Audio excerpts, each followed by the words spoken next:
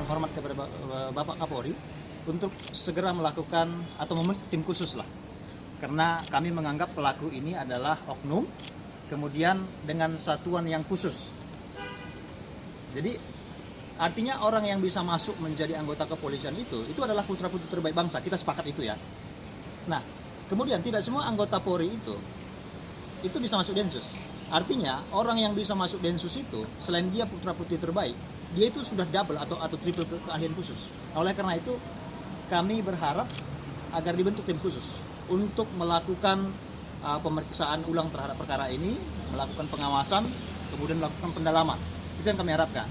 Nah, kemudian yang kedua, kami juga meminta agar melalui Pak Kapolri berkenan untuk melakukan gelar perkara secara khusus ya.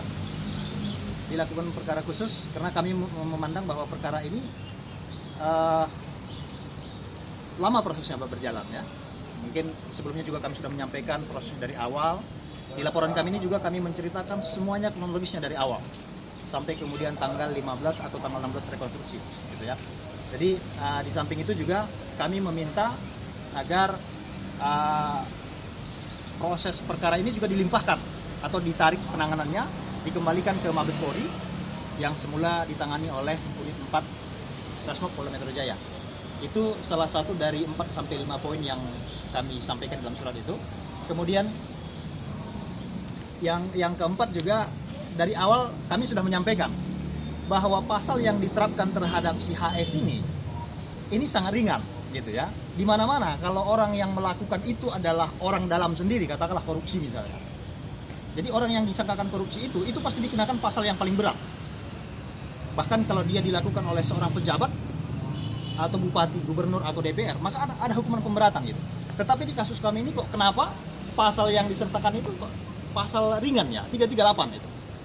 Padahal ini pelakunya adalah oknum, kemudian lebih spesifik lagi dia punya keahlian di bidang itu, kemudian dilakukan dengan terencana, tetapi kok tidak diterapkan pasal-pasal sebagaimana sudah kami mintakan waktu itu kepada Kanit ya. Nah, begitu kami mintakan kepada Pak Kanit tanggal 7, ternyata tanggal 16 rekonstruksi kan nggak ada berubah pasal itu. Jadi oleh karena itu kami mendorong kepada Bapak Kapolri agar dipersangkakanlah pasal yang terberat dulu. Apakah nanti kemudian ini terpenuhi unsurnya apa tidak, itu kan hal belakangan kan. Atau juga nanti persidangan yang menentukan. Tetapi jangan disertakan pasal yang ringan begitu. Karena pasal itu sama saja dengan dilakukan oleh orang-orang biasa di luar sana.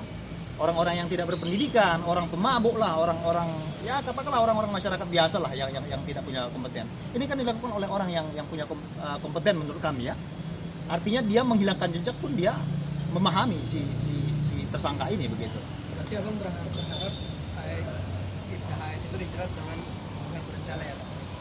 Pasal 340 kemudian pasal 339 yaitu pembunuhan dengan pemberatan ya yang didahului dengan tindak pidana lain.